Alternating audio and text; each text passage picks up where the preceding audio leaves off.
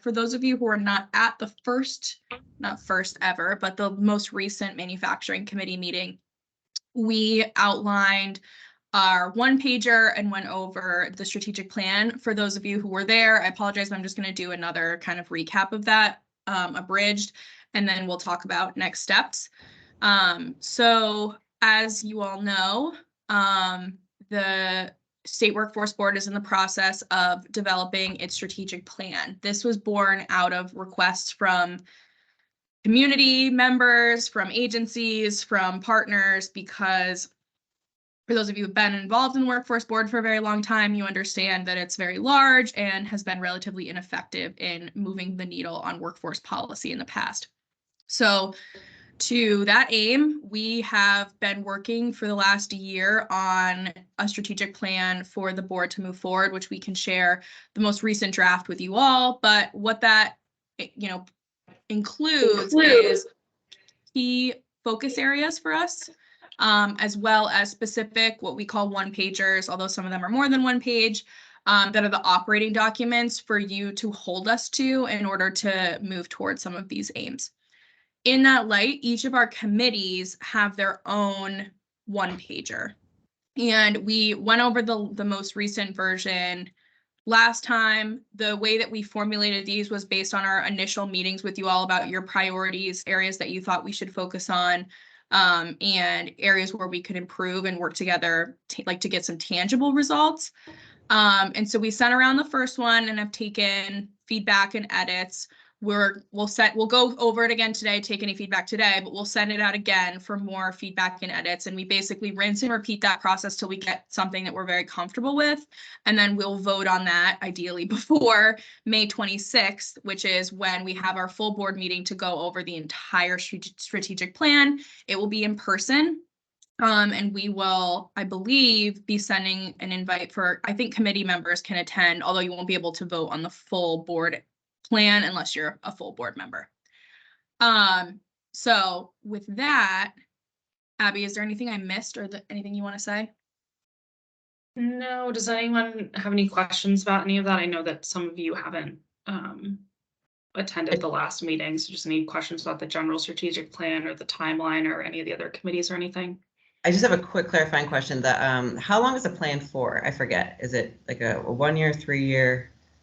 It goes until, it has objectives until 2026, but Okay. we intend that at least every year the board will and the committees will revisit it to adjust, to make sure there's some changes. Cool. Okay. And I think maybe we could put in there somewhere like maybe at 3 years, we do like a full, double check, make sure these are still our priorities. Okay, thanks. And thank you, Abby. I know that I go through things very quickly, and Abby is often the person who's like, why don't you shut up and slow down for a second? So, okay, so with that, I just, for context, the big areas that the full strategic plan focuses on are WIOA. So for those of you who don't know, Workforce Innovation and Opportunity Act, we're actually we're writing a letter to Senator Sanders right now for him to take up reauthorization of that. But regardless, it is about $20 million that comes into the state every year for workforce training and supports. And the role of the board is to oversee the effectiveness of that funding. There has not been that mechanism in the past. And so the full strategic plan has essentially puts in place checkpoints for us to review the data and provide corrective measures or actions to the agencies that are providing these services so that we can see how effective that money is being used. When you think of WIOA, I like to think about it as kind of like the meat and potatoes of the workforce funding. It's really what we do at the base to make sure that people aren't falling behind the cracks. And then we use our state funding to advance strategic initiatives. So through our WIOA section, we'll be focused on monitoring that portion of the funding, but in other elements like system alignment, for example, we'll be looking at the strategic initiatives. So the second category is system alignment, which I just mentioned. That's really just the coordination of the system. As you all know, there's many different agencies, departments, and businesses that are involved in workforce, and the board is supposed to be functioning as a place where the oversight of that effectiveness is taking place. And so it's putting those steps in place. Workforce supports is born out of requests from all of you and from other board members to talk about the things that are non-training related necessarily, but go into supporting bringing someone into the workforce. So ensuring that they, are their full suite of benefits, or benefits cliff, or housing, or connection, or language support services, that type of stuff is taken care of. Education and training, I think that's pretty straightforward there, talking about cradle to career. And then we've changed the name. It used to be relocation, recruitment, and retention. It is now increase the size and quality of the workforce. So increasing the size and quality, that's through recruiting new people, bringing, disengaged workers back into the workforce, and then retention. So that's just a very high level overview, and we can send you the full thing for you to actually dig into, but just so you're aware. And then each of the committees has their own function within this plan. And as we've mentioned in the past, the idea behind each of the committees is that that's where a lot of the innovative work comes through. And we have it in our plan that by the fiscal year 2025 budgeting deadline, the board will provide policy recommendations to the governor's office for consideration as it pertains to workforce. And so we see a lot of this development coming out of the committees based on their sectors, and then the full board would, here's a suite of options for you to look into governor's office on workforce. And so that's really kind of where a lot of this all kind of comes together. But we also know there are non-legislative things that the committees can do to coordinate things better, to promote different industries and entities, and move a sector forward. So that's the skinny, I guess, on kind of all of the different aspects of the strategic plan. So I'll pause there for any questions before we get into the one pager. Great. All right, Abby, do you want to share your screen?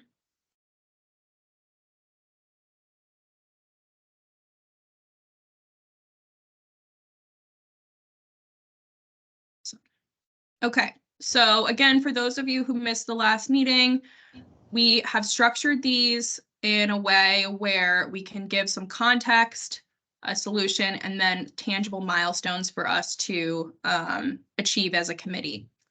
So the situation is essentially just, I don't need to read it necessarily word for word, but it's addressing the fact that manufacturing in Vermont is a growing sector, and it's something that's a priority. And we need to be able to support businesses and other entities within this as they're trying to hire more people, especially as some of the bigger projects are coming to the state. We need a lot more folks within manufacturing. So that's the focus there. If people want to make changes to that, I mean, we can do it now too, but just when we send you the document for further edits, feel free to go in and make comments and make changes. But that's the gist of the situation, is that manufacturing is important to the state of Vermont. Can you remind me who's going to see this document, please? It'll be a public facing document, but the full board and obviously the governor's office will be using it as an operational document.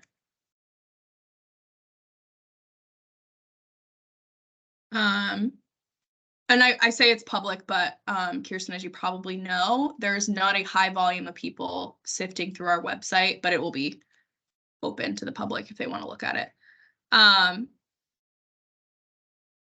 Scroll down, Abby. So for our solution, I think this committee is a little bit unique in that there's some ongoing work with VMEC, who is doing a lot with the development of the manufacturing pipeline, and working with talent pipeline management on that work. And so what we ideally see the committee doing is assisting in those efforts and making sure that work continues to develop, but also marketing and rebranding the career in manufacturing. So if you go through, our long-term kind of objective here is that we're establishing and continuously improving a manufacturing worker pipeline from cradle to career, I think that is attractive and enticing for the next generation of Vermonters, for people from out of state, where people want to come to Vermont and work in manufacturing. We've got our lead partners, our milestone, our top line milestone and measure, and then our committee role, which is the development of a promotional campaign and assisting VMEC and VTPM. Any questions before we move on to milestones?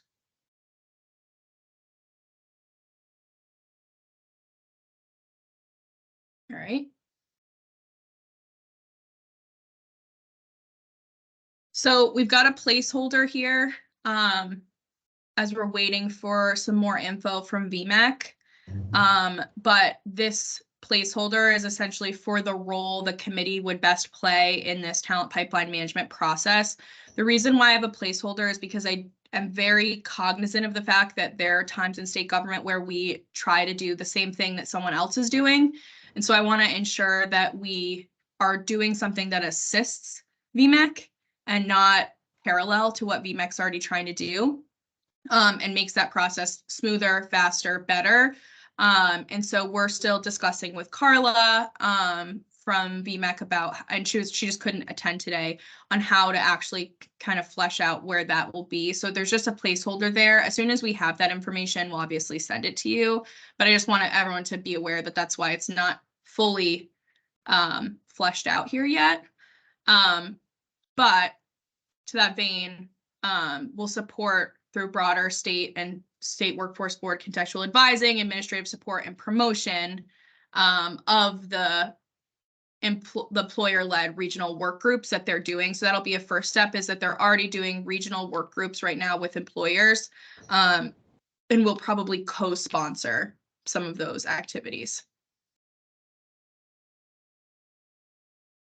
So Nora, onto the actionable steps. This is based on your feedback in the beginning, which was essentially like, people think of manufacturing as just, doing one boring task all day long. It's from the 1950s, et cetera, et cetera. And so we want to do like a rebranding of manufacturing, understanding that it's a career you can have. It might start small, but you understand how to get up into a career and a good paying job. And so this group, and in addition to, reviewing and working with committee, with agencies on potential policy recommendations, could focus on essentially a marketing campaign for the manufacturing sector funded by the State Workforce Board. So by July, the committee will define the 3 core principles of our manufacturing rebranding plan and sub-plans for targeted age demographics. So essentially, these are the top line principles, or if we're talking marketing, specifically what we want people to think about when they're thinking about manufacturing. Then, by September, again, all this can happen faster, but we want to be realistic in our staff time. We'll have our success metrics for a campaign. So for example, it could be, we get 15 kids to participate at, a work-based learning at a manufacturing thing because of this, or we can decide as a committee what specifically success looks like. I think I'm cognizant of the fact that people don't just we don't want to just promote things and not understand how it's working. So, if we can get 30 younger, middle school kids interested in doing a field trip at the generator, and then, that translates into X, Y, and Z, we want to be able to, as a committee, decide what does success actually look like for this campaign. By December, we'll meet with and develop the promotional materials for the messaging and the sales funnel with the ACCD marketing folks, and work with them to develop the actual collateral for the campaign. March 2024, we start promotion. So we've got stakeholders that it needs to be distributed to, and the methods that we would be distributing the campaign. And by July, we would fully launch our campaign. And then in addition to this, by September 2024, we would be hosting no less than 3 events for various targeted populations. So whether that's student-led or veterans, disengaged workers, we as a committee could decide, but would be hosting, in coordination with employers, events that are targeted just to promote the manufacturing pipeline, essentially, to different groups. So I'll pause there.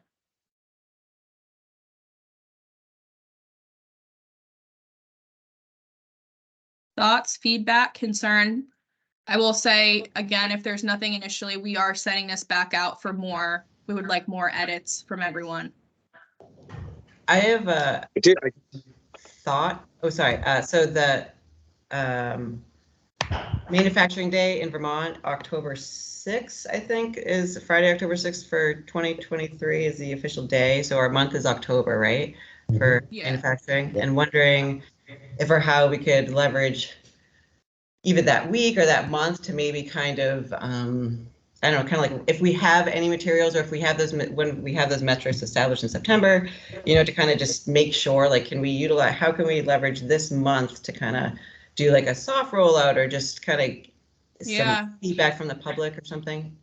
Yeah, we could do something. I mean, I even think in coordination, and Abby, I could add something in here, or we can mark it down for the committee this year is like, I know the governor does the proclamation, but we could do something for that month each year and maybe just put it in there that we host a suite of events or we launch something, do something as a committee. Because I think it's a good opportunity where like there's even some press engagement in it if the governor talks about it at a press conference or does something like that. So I think that's a good idea. I did just want to commend you guys on pulling this one pager together. It's extraordinarily difficult to pull together so much information, so many plans, problem solutions, and put it all together in a really concise manner that is understandable to the everyday public. So no, when I first saw it last a few weeks ago, I thought it was impressive. Thank you. Well, thank you. Meg, I see your real hand. I know, I don't know how to do the other one. I mean, I was in staff meeting the other day and I raised my hand like this, like we were all in person, and everyone looked at me like, why are you doing that? Just talk. So I'm trying not to always blurt out. So I am wondering about cradle to career. What does that mean to all of you? I think I can not speak for everyone here, but I think from the governor's perspective here, we're talking about supporting someone from the minute that they are born into, we see it as a lifelong career, not just the minute that they get into a job. I think obviously the cradle part is not as relevant as it pertains to manufacturing, but that's the sentiment. I understood that to mean that it encompasses not just employment pipeline, but it's supporting families who may actually be within that industry as well. So, supporting childcare, supporting healthcare, that will all ultimately feed manufacturing employment, workforce. That's what I took it to mean. So it encompasses more than just the career path.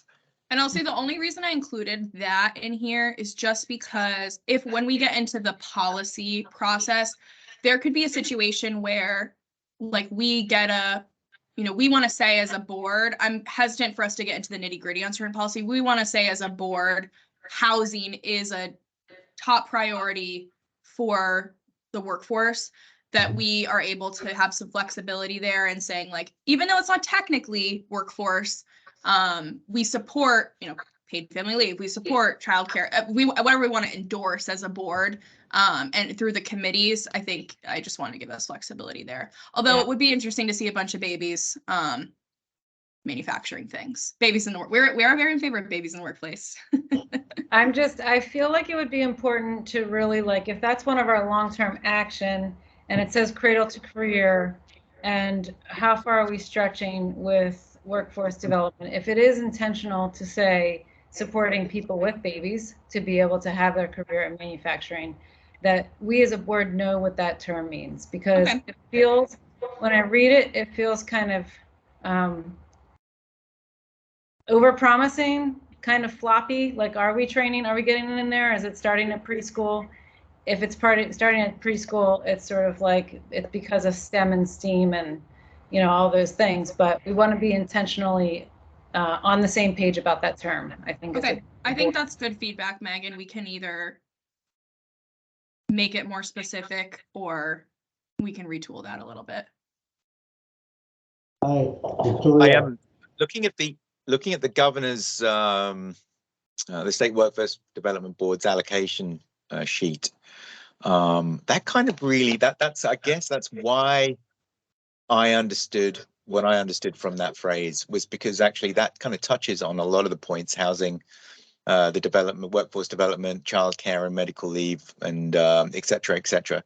So I wonder if that could actually even be a basis for us understanding and defining what that phrase meant. Yeah. Okay. Yeah, I can make sure that's, and I think that's a good feedback, Meg, because obviously I don't think the governor is going to be governor for 10 more years. Like, so if it's specific, then there's no ambiguity. Oh, sorry. I think it's a fine way. That's written in a fine way, as long as we all understand that it is part of the intentionality, as you're stating, with supporting families. Okay. Yeah, I think that's good feedback. Patrick? Hi, I'm Patrick. I work at VMET. I'm here sitting in for Carla and taking back what I learned from that. Question about demographics. Do we have data, I mean, from Vermont that tells us how many folks in Vermont go to college as a rule, how many folks go to other industries? What does that look like in terms of we have this population of Vermont, we have this population coming out of schools, where does how many go here, how many go there, and how can that feed into some of our initiatives? Because those who are going to go into manufacturing are going to be a subset of that, and we want more to go into manufacturing, but how many more versus how many are we getting through the system, through school and college? It would be interesting to me if there is such data, and I guess there is, it would be nice to have a look at that, because I might be able to actually quantify some of the numbers involved to say, like, could we increase the pipeline for manufacturing from X amount to X amount during the next 4 or 5 years?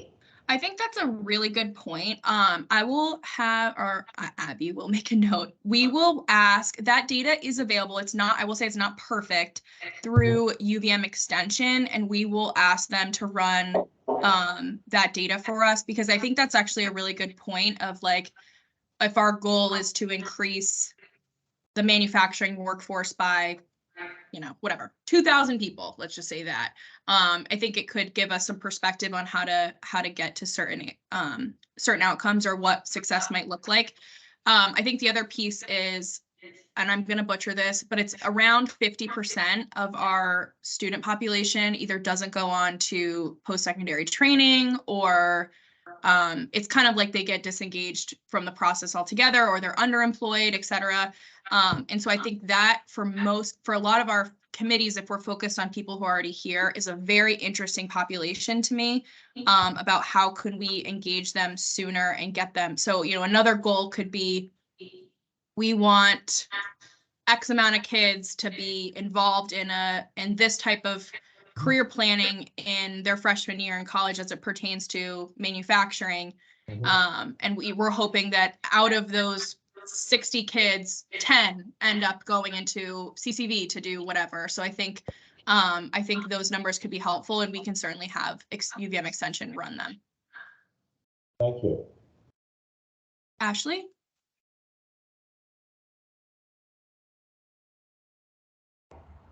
Oh, I think you're muted. Sorry about that. I know how to No, use that's okay. computers.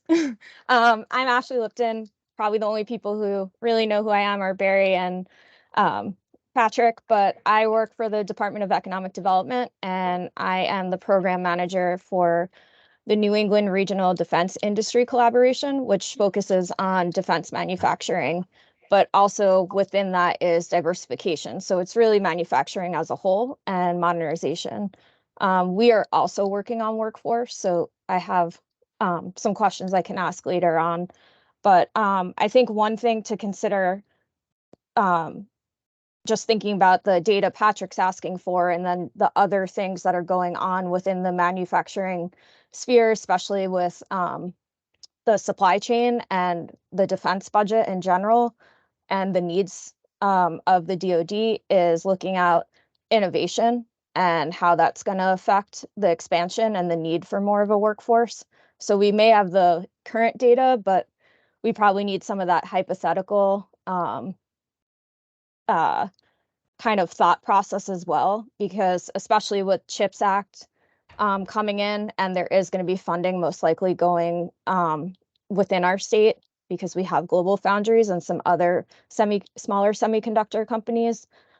Just thinking about that more long-term and that expansion as well. I don't know how to extrapolate that. I don't know if folks at DED are doing that, if you have information, but I think that's a really good point, because one of the things our chair is really focused on is making sure that we're not just building the workforce for today's data, that we're like looking to the future about it, innovating and growing the sector as a whole. So if there's any way we can meet offline to figure out how to incorporate that, either those projections or just putting the thought in there, I think that's a good point.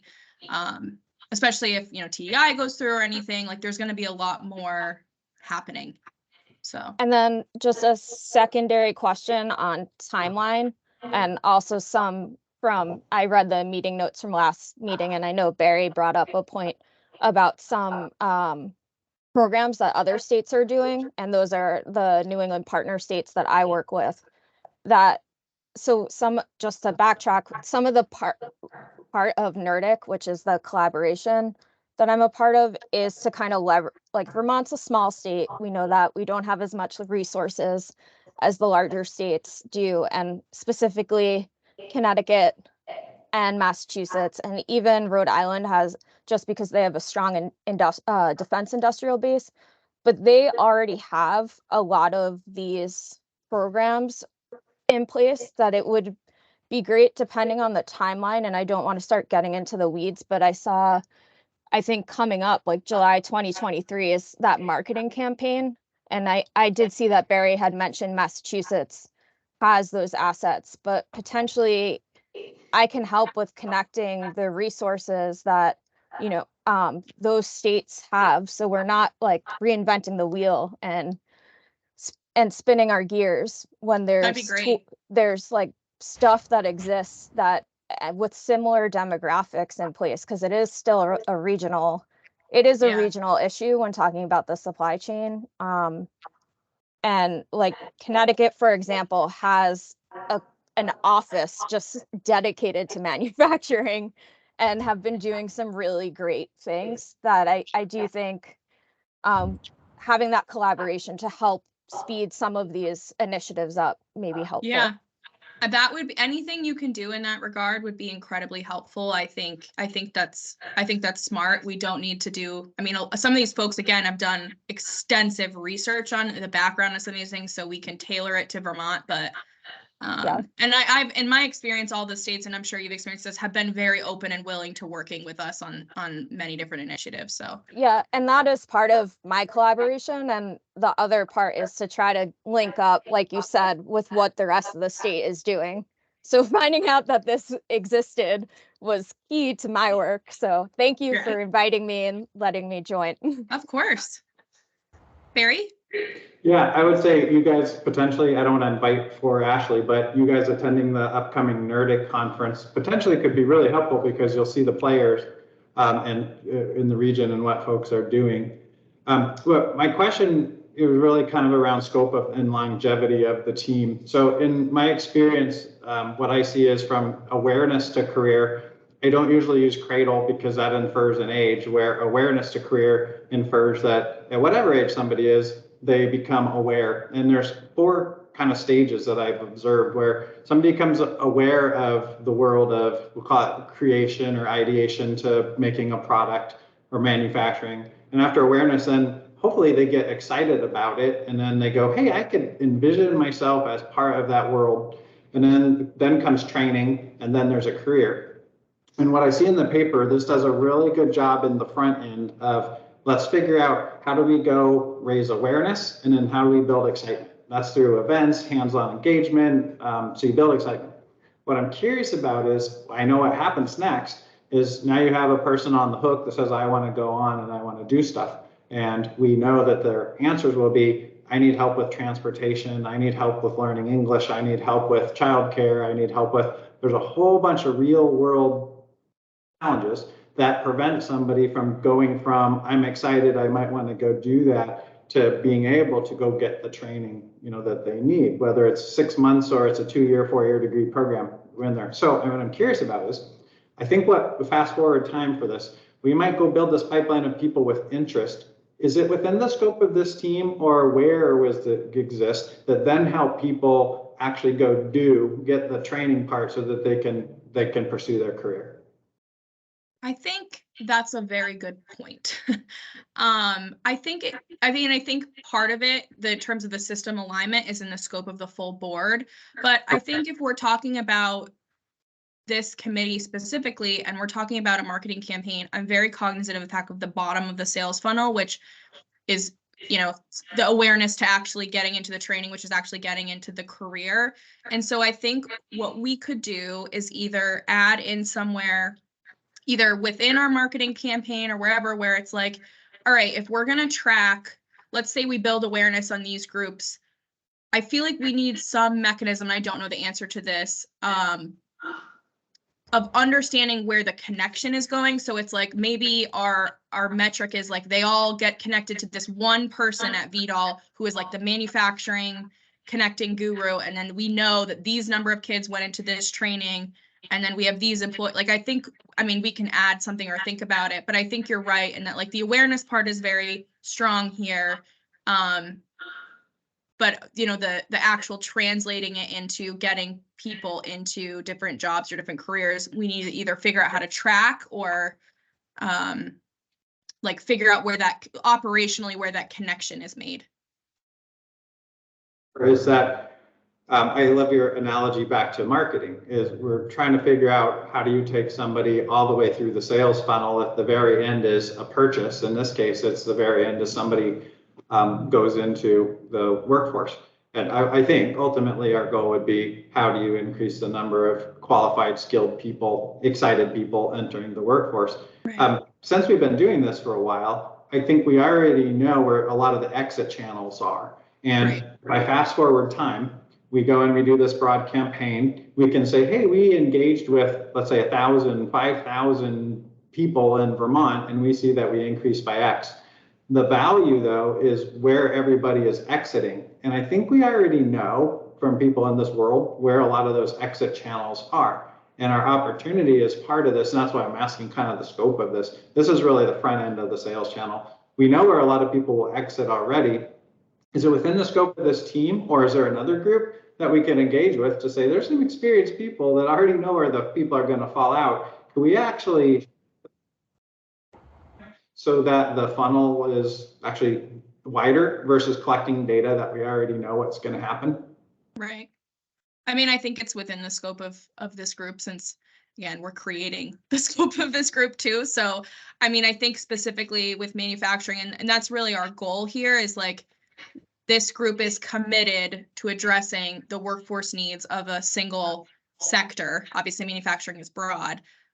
So I think that's something that we could try to figure out how to work into this plan. So yeah, definitely, Barry. Okay, I appreciate it, and I'll give this over to other people. That's why I was curious, is this does a fantastic job at, I think, addressing the awareness and then the excitement. If then the additive piece of this would be, okay, now once somebody transitions from excitement to I want training, somehow either we characterize the support systems needed, or we pilot the support systems needed to help folks, move from I'm interested to, okay, the real rubber meets the road. I'm going to go get training life to learn this and then enter the workforce.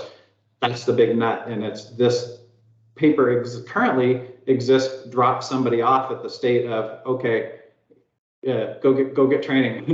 Fingers crossed that it turns into a job. And if it's within our scope, my recommendation, and I'll recommend a bullet or two about understanding, piloting, and maybe putting in place the support services that we discover to help somebody go from awareness, excitement into and through the training that they need. Okay. Daniel, I see your hand. I agree that we always have to measure, put in place the key performance indicators and the metrics that we need to measure the successes of our goals. I think that's a huge task. I mean, all of the points that we're trying to hit to ultimately get to the end goal of increasing the manufacturing workforce. If we were to decide what those metrics were and track them, I mean, that's a really, really massive task for this committee to do. I guess we would have to define what we wanted to track, where we wanted to track it, because it's not just how many people enter the workforce. It's, how many people did we entice to come within the state? What age group, what age demographic are those people? Immigrant workforce, how many people? So it's a massive task to measure all of that. And so my question back is, if we are tasked with measuring or creating those metrics and then measuring them and reporting back on them, how would we decide what that scope was and where it ends? Here's how I envision this. So full disclosure, we're in the process of contracting a one-stop operator. Our one-stop operator was formerly the Department of Labor. They will admit that work was really not being done. The purpose of the one-stop, for those who don't have the background context, is essentially to coordinate all services to an individual going through this process. So I think the data tracking piece of it, if we can figure out specifically, kind of to Barry's point, not necessarily all of them coming through us, but if we can say everyone in our marketing campaign is pushed through the one-stop operator, which has the suite of services that are available to them, then they can do the data tracking and report back to us on certain individuals.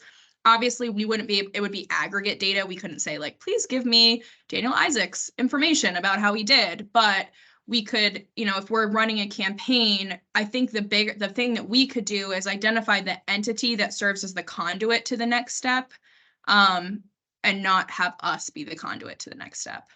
So even if it's not the one stop, it could say, it could be wherever we're leading them to go next, then that next entity can track what happens next to them. Because the one stop we're hoping to spend a decent amount of money on this.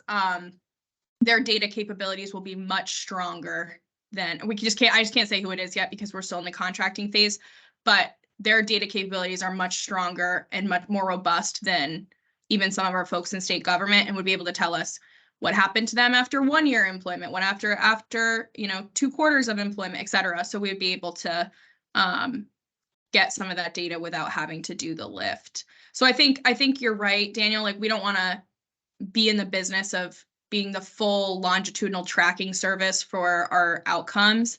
But I think to Barry's point, maybe we can figure out, at least for us, what closing the deal on a sales funnel analogy would be.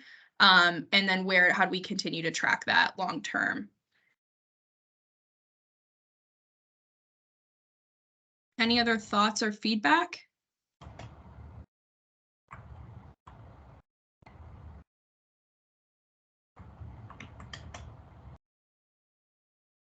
No.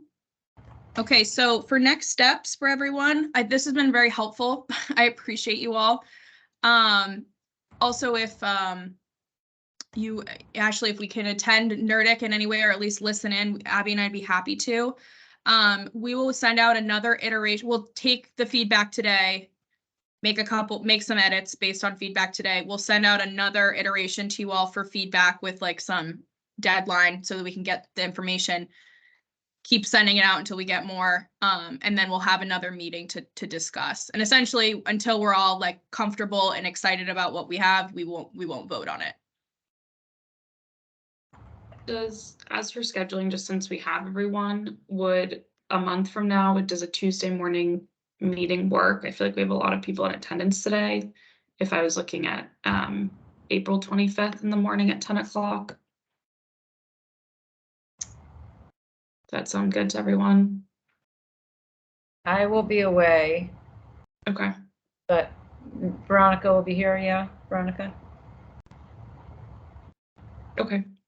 Great, then I'll tentatively put that on the calendar, but again, if anyone isn't able to attend and they want to speak with Toria individually or provide notes via email, that's fine too.